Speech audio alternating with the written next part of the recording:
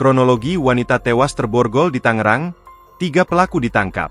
Penemuan mayat perempuan dengan tangan terborgol dan membusuk di semak-semak di Cisauk, Kabupaten Tangerang, pada Rabu, 17 Juli 2025, sore, dari laporan warga yang mencium bau menyengat dari lokasi kejadian, penemuan ini berawal.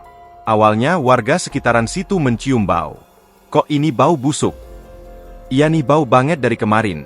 Kenapa? Kira-kira begitu, ujar Kapolsek Cisauk AKP Dhadi Arsya, kepada Kompas.com, Jumat, 18 Juli 2025. Warga berinisiatif menelusuri sumber bau dan menemukan titik yang paling menyengat setelah itu. Merasa curiga, warga melaporkan hal ini ke Polsek Cisauk sekitar pukul 17.30 waktu Indonesia Barat.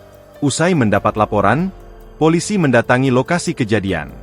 Ternyata, sumber bau itu berasal dari sesosok mayat perempuan yang ketika ditemukan memakai setelan jas hujan warna merah muda, serta mengenakan kerudung warna ungu. Namun, kondisi jenazah sudah membusuk sehingga sulit dikenali. Pada hari yang sama, polisi menggelar olah tempat kejadian perkara, TKP, sejak pukul 18.30 WIB, hingga sekitar pukul 21 waktu Indonesia Barat. Kini, jenazah sudah dibawa ke Rumah Sakit Kramat Jati untuk dilakukan visum guna kepentingan penyelidikan lebih lanjut. Kini pelaku akhirnya berhasil ditangkap.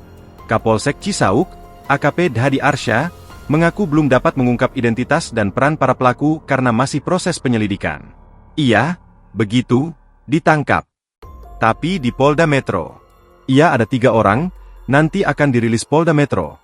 Ucapnya, Jumat, 18 Juli 2025. Diperkirakan korban tewas seminggu sebelum jasadnya ditemukan. AKP Dhadi memastikan, usia korban sekitar 20-25 tahun dengan ciri-ciri menggunakan jas hujan pink dan kerudung ungu.